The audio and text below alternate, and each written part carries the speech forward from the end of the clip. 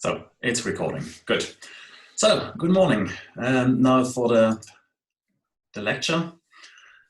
Today I'm going to talk about the advanced segmentation and also supervised segmentation. And compared to last week, that's now letting the computer do the work. Last week we were more playing around with the thresholds and see what happened. And some literature which actually goes beyond today's lecture is about Markov random fields. And superpixels I will talk about at the end of this part of the lecture.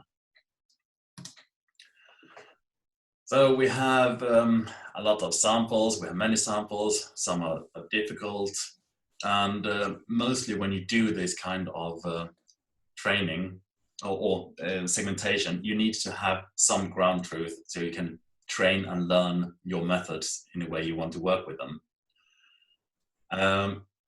Then I'm going more into the details about thresholding, how to work with that, and how to improve the information with adding feature vectors. And that would be essentially that. I will also, a little bit the contouring is coming with the superpixels also. Until now, we have been talking about acquisition of images, how to enhance and reduce the noise, and also looking at the histogram a little bit, seeing why we need a ground truth and receive operating characteristic curves. We can also look at thresholds on different, more complicated cases with multivariate data sets, for example. Morphological operations we talked about last week to fill holes. So the segmentation is usually not perfect, so you need to fill out some blanks in between, and that is where you can use the morphological operations. The partial volume effect is something that you need to think about, and that's in particular when you can't resolve features, or the features are somewhere in between the pixels. Then you get these partial volume effects, and you also get them when you do rescaling of the data. So we have many different cases when it's very tricky to get the right segmentation. So the first thing is when you have artifacts, they are not what you actually expect in the training data.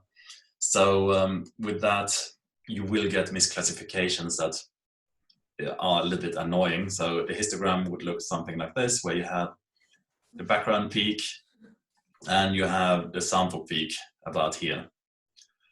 The artifacts, they add noise-like structures. So it looks like noise, so you get somewhat Gaussian distribution.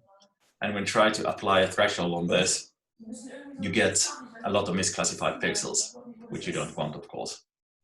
Oh, ich habe auch keine Ahnung. Excuse me? You had a question? No? Christoph, could you please unmute your microphone? Oh, unless you want to ask something. Anyway, other cases are when we have noise. Ah, there comes a question. Okay, that's fine. So when you have noise, and this is an extreme case, what I'm showing here, you barely see the two blobs that you want to segment. And of course, what you can expect when you put threshold on this one, you will not get very much relevant information. A tricky case that comes into, particularly with imaging, is when you have gradients, can be caused by illumination, beam hardening, and actually this would be the case when you have beam hardening, because then you get this cupping effect in the data, and that is very confusing for the segmentation.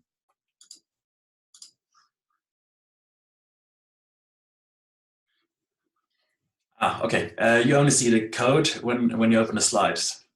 Yes, that's the thing with GitHub. When I submit the things on the notebooks on GitHub, then you can't. It's very confusing for GitHub to do the difference if I have executed all the different cells. So what I usually do, I'm cleaning the cells. So you have to execute these cells to see the information. Sorry for this inconvenience, but that's the way GitHub works.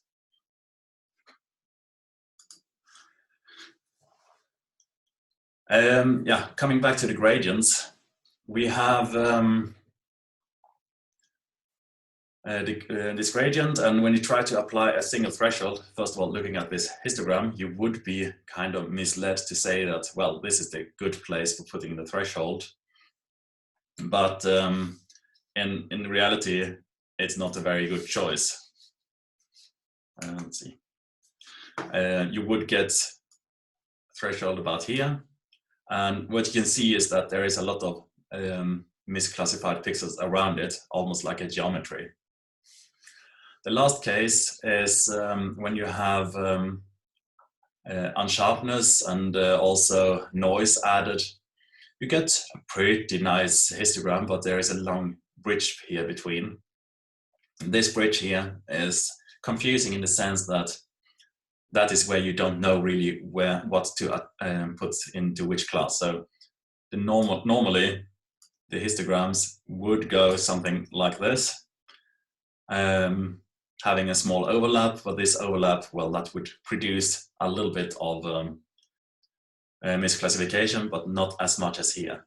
And in particular, what you see is that around the edges of the objects, you get a lot of misclassifications. So you get a very fuzzy appearance of the sample. Looking at some real data, we have here, I think it's a bone structure, some porous structure, and putting a threshold at different levels. They are just inhomogeneous illuminated. You can see this one is too bright, this one is too dark, this one has a gradient, this has a different gradient, and so on. So it's not so easy to put a single threshold on this data. And that is exactly what's happening if we take one of these and put the threshold 0.6, which would be here.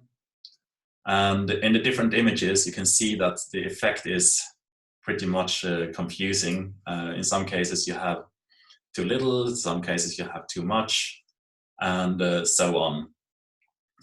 And in some cases, maybe it makes sense, but it's still difficult, in particular as we don't have any nice, clear separating modes in the histogram.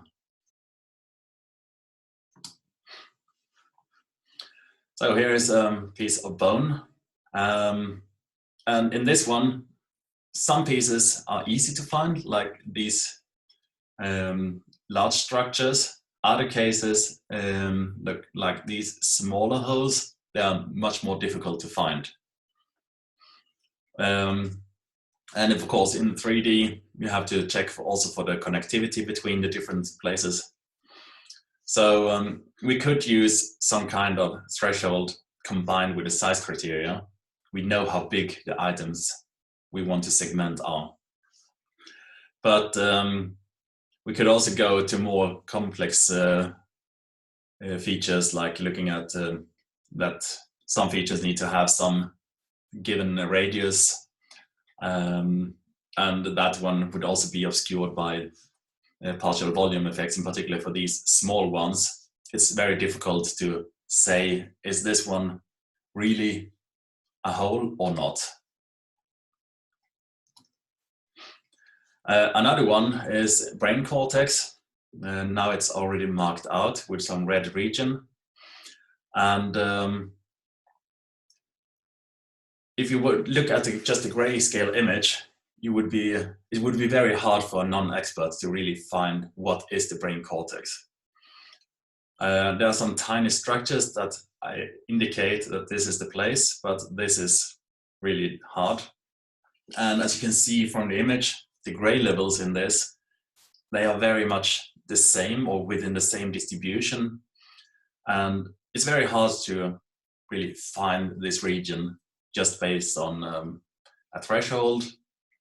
Adding some kind of filtering, like edge filtering or something like that, would also be very tricky because the structures, they look essentially the same. So we need to have more information in some sense in order to segment this in a good way. So let's try a little bit just with applying some thresholds. We have this image again, now just spread out 3 thresholds on different places, uniformly distributed, so there is no intelligence behind this except that we know we have the range and we want to split it. The resulting segmentation is also not very convincing. You get more or less just separating into different levels or layers in gray levels. So dark regions mainly in the center, could be some beam hardening effect. I don't know actually on this data. And then you have some brighter regions which you have surrounding the whole subject. So you can't really get any realistic information or useful information out of this kind of segmentation. What we can do will not help us on the cortex segmentation, but in many cases we can actually apply automated selection. So it's usually based on the histogram of the data. And some typical ones are the Otso, isodata, intermode, and so on. There is really a large library of different algorithms to apply or find this threshold based on the histogram. The intermode, for example, is, let's see if I can get, it's not working.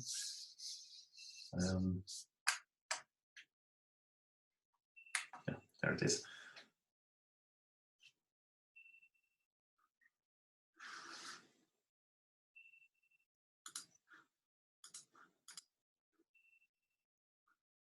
Let's see if I can get my board working. Doesn't jump. There it is. Okay, so if we have a histogram like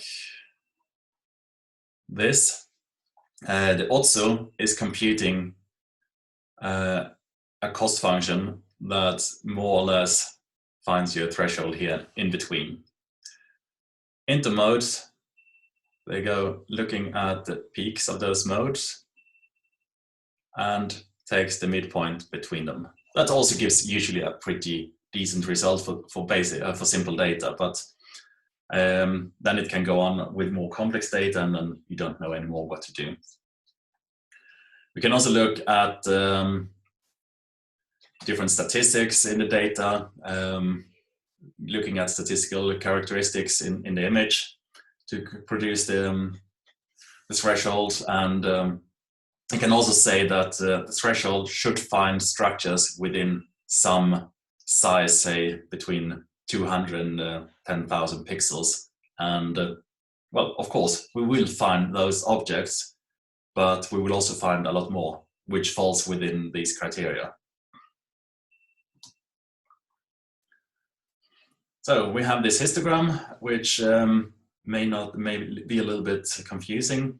So we have in this data, we have the background, it's this peak, and then we have what we want is no absorption, so that would be these pores. And we want to put a threshold between them, so probably there will be, and then there is actually something around here as well. If you can spot a little bit of a bump on this place. So these are the places we are looking for. So here are the different methods.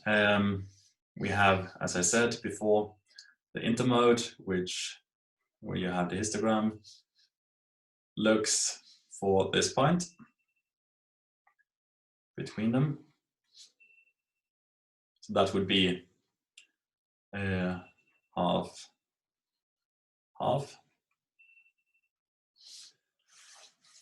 There also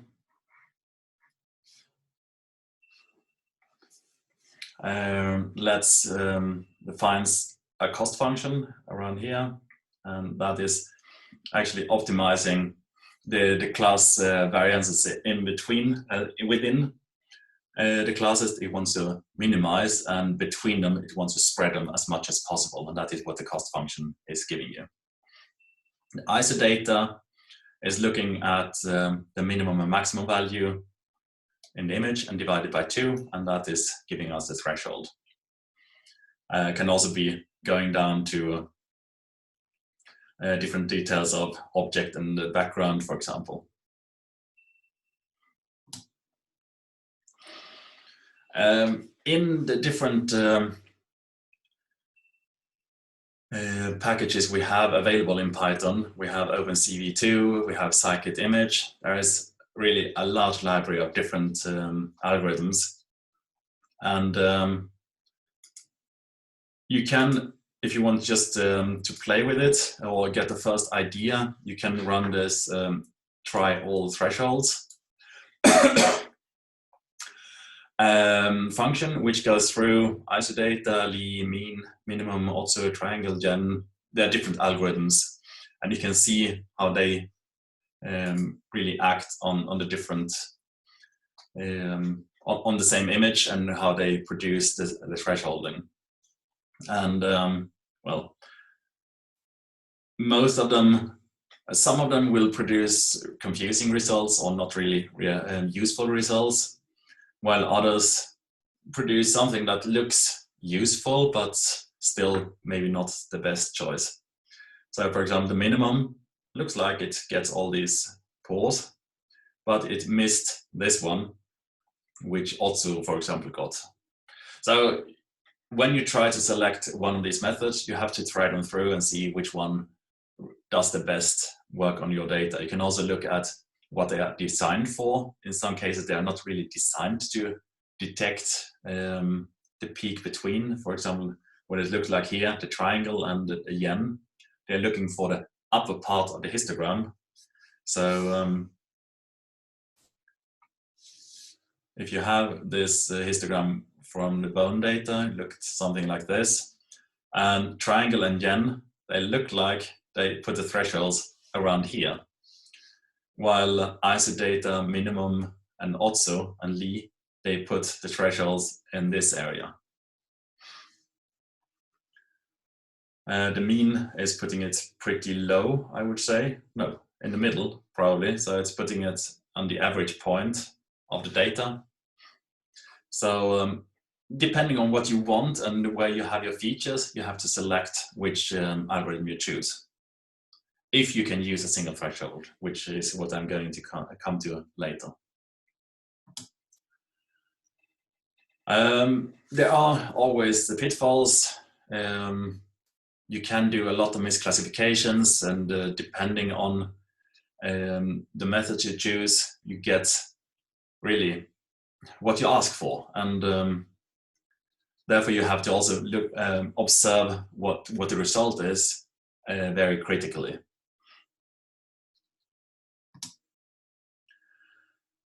So what we also can do, we can start working with models, trying to simulate whatever and see what happens, and keep track of the effects depending on noise levels.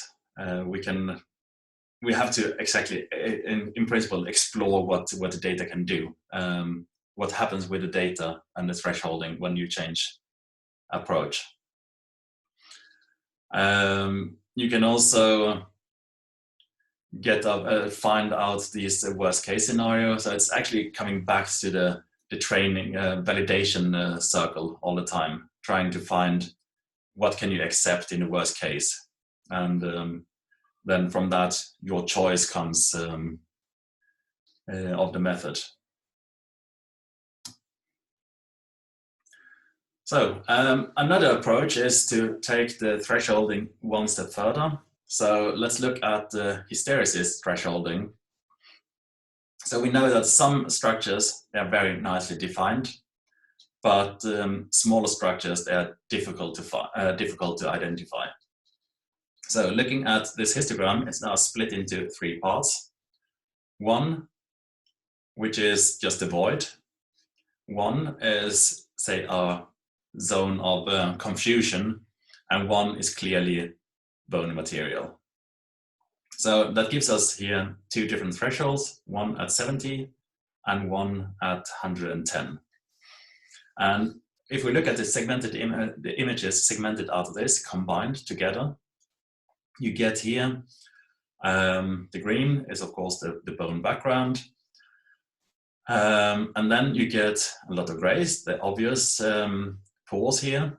And then you get all the yellows, which in some cases could be useful, and some cases you don't want.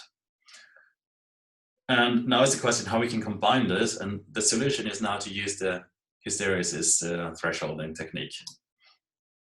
So let's look at the Goldilocks situation.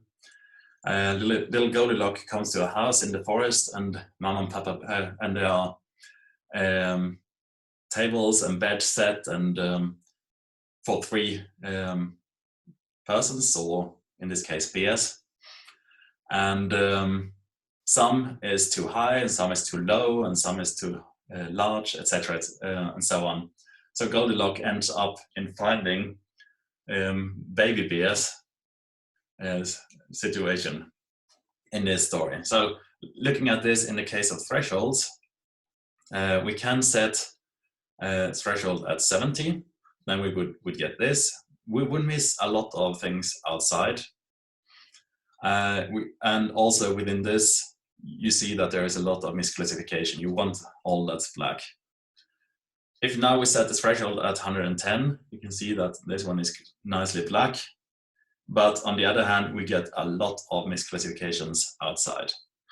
So these would be our thresholds that we want to follow. And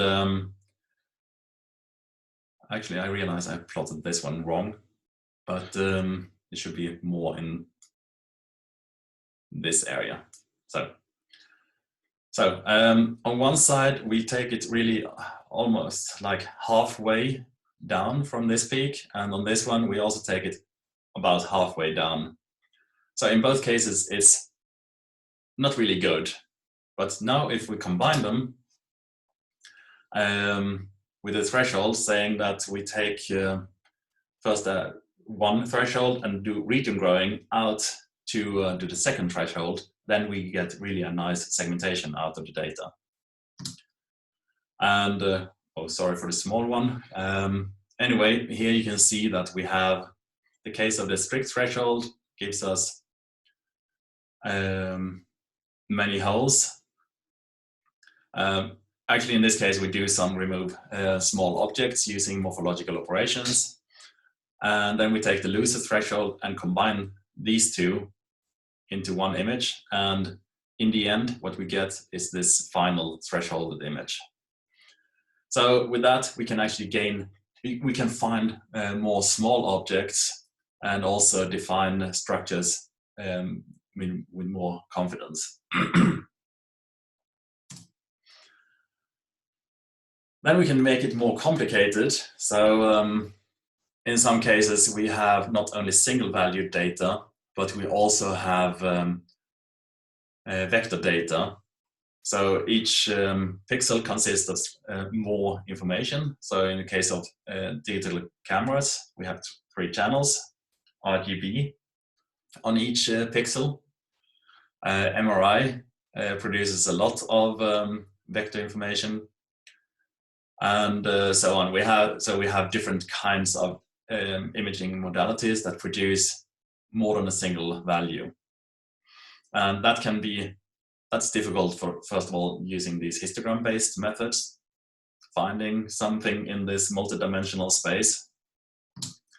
So we need something to work with, and now we're talking about feature vectors, so we can start adding information also about the position and some value.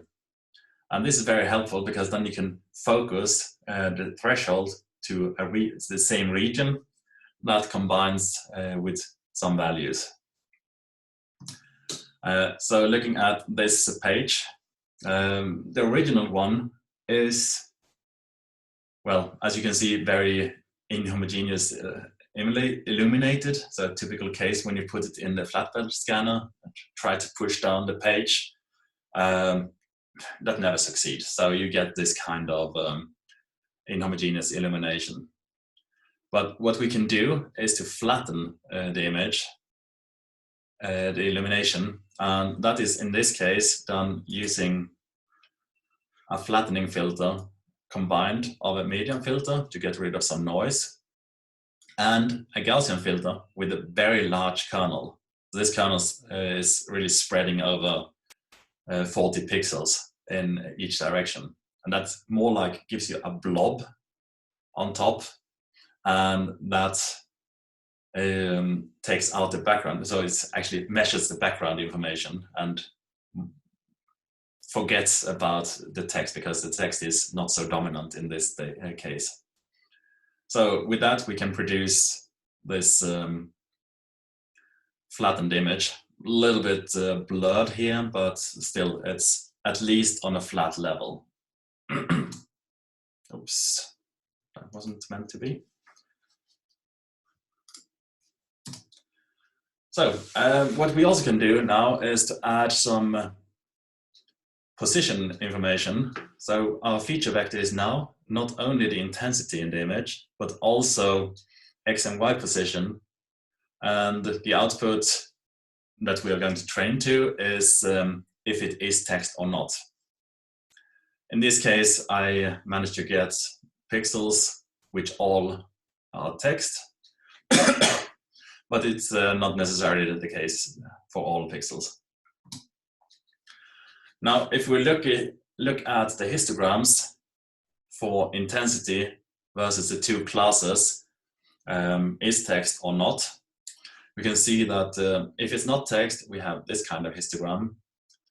If we have text, we have this kind of histogram, but still, you can't really see any nice distinction between them. Well, you could, well, kind of say, this is, of course, a point where you see a change in the slope, but you can also see that you will lose many pixels, probably around the edges of the text. What do the ROC curve look like? So random guess is not doing very well as usually, but actually we have a pretty good true positive rate. In the beginning, it's bulbs out, so it's kind of a decent segmentation. Not fantastic, but decent. And now we want to improve this, and the way to do that is to add information. So what we can do is to add edge information, and with that we use a combination of two Gaussians, which we convolve the image by. So in what we have is Gaussian 1 is a relatively small one, and Gaussian 2 is a rather wide one. The effect of this combination is usually a high-pass filter, which looks something like this, where you have positive values in these and negative values down here. So you really get the positive negative shift within the filter.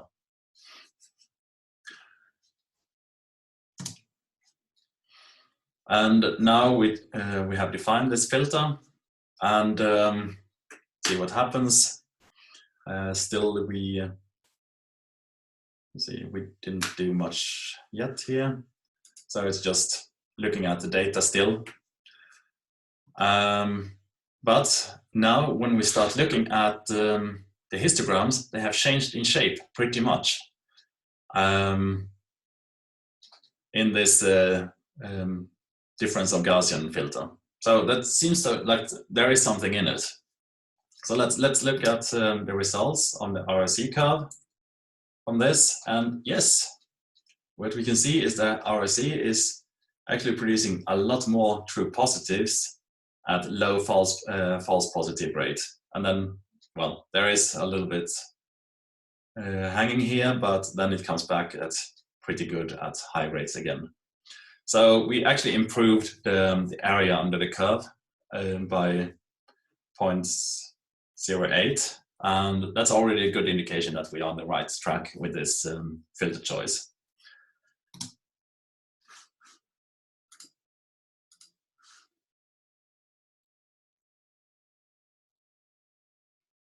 I got a question here if the DOG filter is high-pass filter. So in principle, what we have is we have a combination of two low-pass filters, but when you combine them, you get a band-pass or high-pass filter. There's the same thing when you, for example, do the unsharp mask.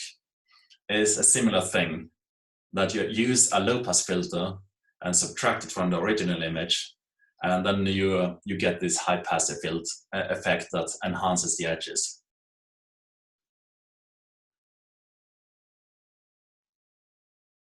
So, one more question. Okay, you're welcome. Now the question is, why does it perform better? Now, looking back at the previous histogram, we had these histograms which didn't have any clear features in them, so you couldn't distinguish really where something was. But using the DOG filter, you produce more or less already through the filtering, you create a great separation between the two classes. And that is what also makes the improvement in segmentation.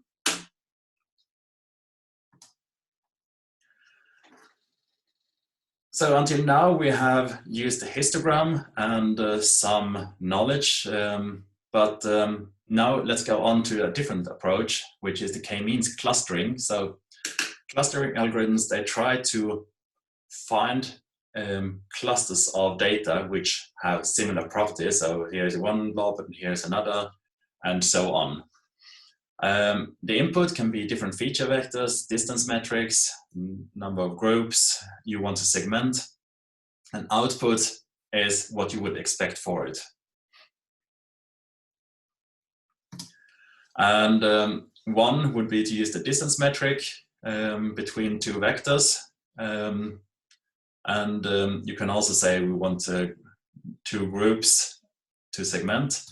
And looking at this data, we have now produced some blobs, random blobs, and using 200 samples. And it looks like we have one blob here, we have one bigger here, or if you want, you could even say that you have two different blobs. But let's look at this. If we want to use k-means, it finds you have one and two blobs, and in particular, now that we said k-means should do, should do in particular two clusters, then that is what k-means gives us. We can also play with different number of clusters. So in the next slide, first we take describing what the algorithm is doing. So it goes through iterations of updating the classes, and what you start with is a class image which has random assigned classes for each pixel. Then it computes the average for each class, and in the beginning there is a large overlap, and then in the next iteration it goes back and checks, okay, which point is closer to the average of that class, which is closer to the average of that class, and with that it starts clustering together into more compact clusters. And in many cases you have a stable situation within 4 or 5 iterations, and then it already found these classes, and then you iterate a lot, of course. There are a lot of variations of this one. So one is called fuzzy k-means, that has a fuzziness a parameter which kind of prevents a data point to move over to another class unless it's really clear that it's in that class. So let's look at k-means and again, and the vector spaces we have. So in this case, we have a cluster with k-means with 4 clusters using the same data. And then we start predicting it. And the result now is we have, again, this one is clearly separated from the rest. And then we would have one cluster like this, and one cluster like this, and one big one here. So if I, for example, would change it to 3, which in this case I think would make more sense,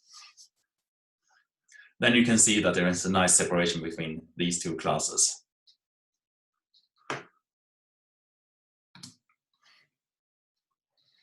And then we try to apply k-means to the cortex image. That was a tricky one, so let's try and see what happens. And we have the feature vectors x, y, intensity, and then which group it should be applied to. Problem is now that the first attempt is that we get a clustering like this. And maybe you can already guess what would be the reason. And that's actually looks very much like positions. So it seems like in this first segmentation attempt, X and Y has too strong weight in the segmentation. So we need to do something about it. And then we can look at rescaling. So instead of using X and Y, we take X and Y divided by 10 each. And see what happens. Again, doing the clusters equal to 4.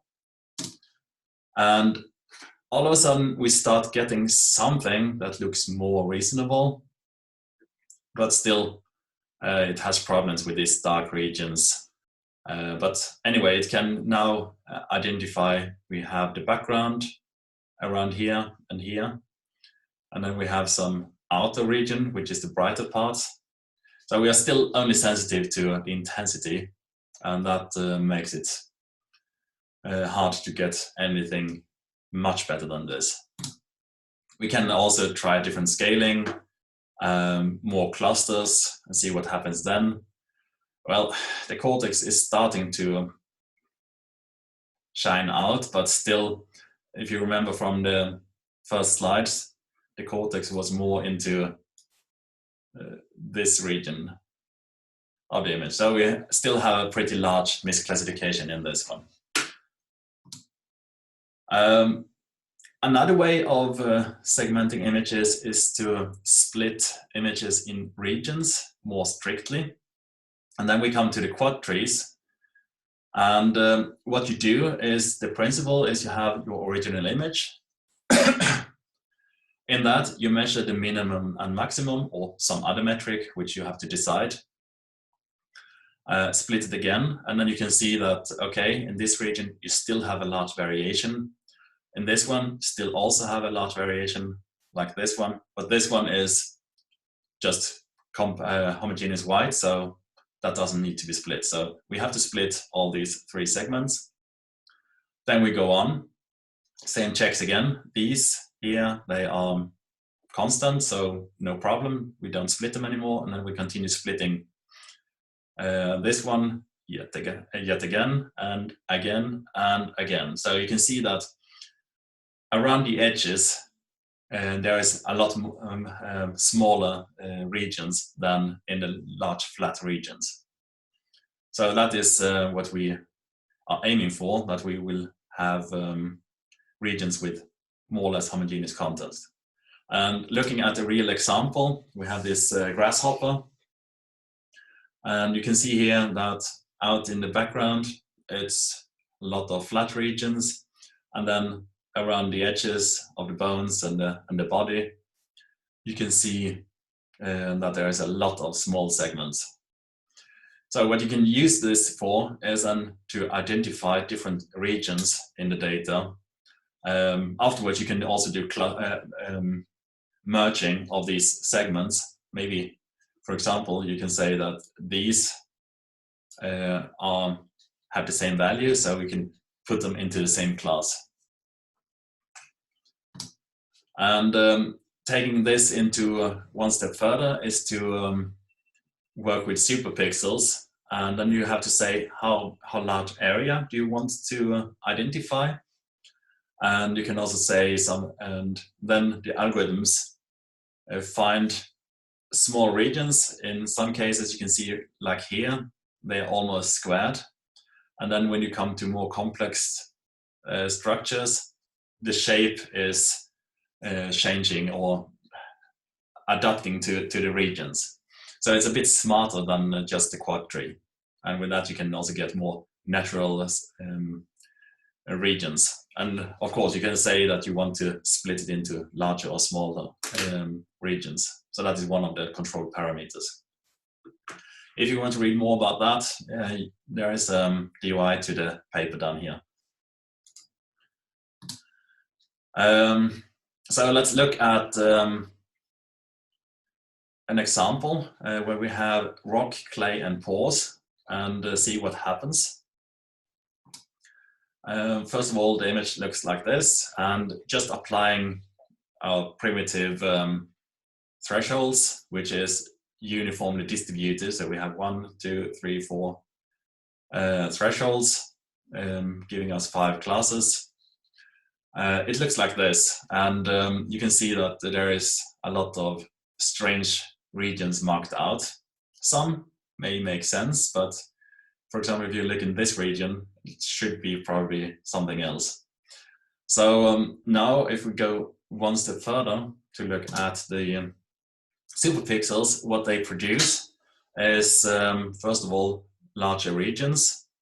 And maybe it's difficult to see it in this one, but you can see here that we have, where we only see the boundaries, that the rocks are nicely marked out already. And also this region is doing pretty well. So I think this is a good way as a starting point for other algorithms.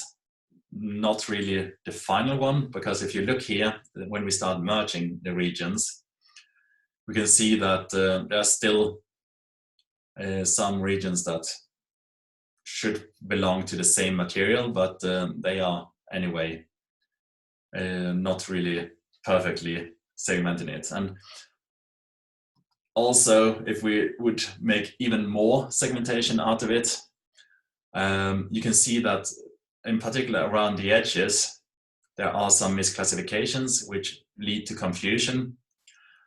Sorry now about the color maps are not really matching. That should have been made better. But anyway, you can see here that there are some film-like structures anyway. And that is when you need some smarter techniques.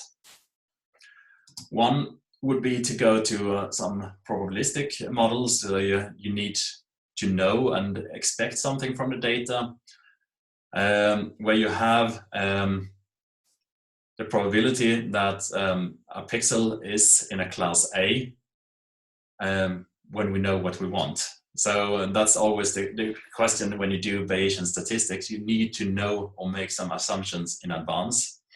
And the classification also depends on how it works. So it adds on more probabilities. So the probability of that the pixel is in this class, and also that the intensity of the position given the position and the class is one probability, and then in the end there is a collective probability for the whole neighborhood, and all this together goes into the theory of Markov random fields, which I'm actually not going to talk very much more about. There are some references where you can look at it, and it's a very popular branch in some cases for doing segmentation, estimation, and a lot of other things. So it's a large field, but I'm not going to cover it here. So what we have been talking about until now is histogram-based thresholding. We have done clustering with k-means and also working with similar regions segmentations using, for example, quadtrees and superpixels. With that, I would say let's take a break, 10 minutes or so, and then we continue a 10:15. And I'll stop the recording somehow.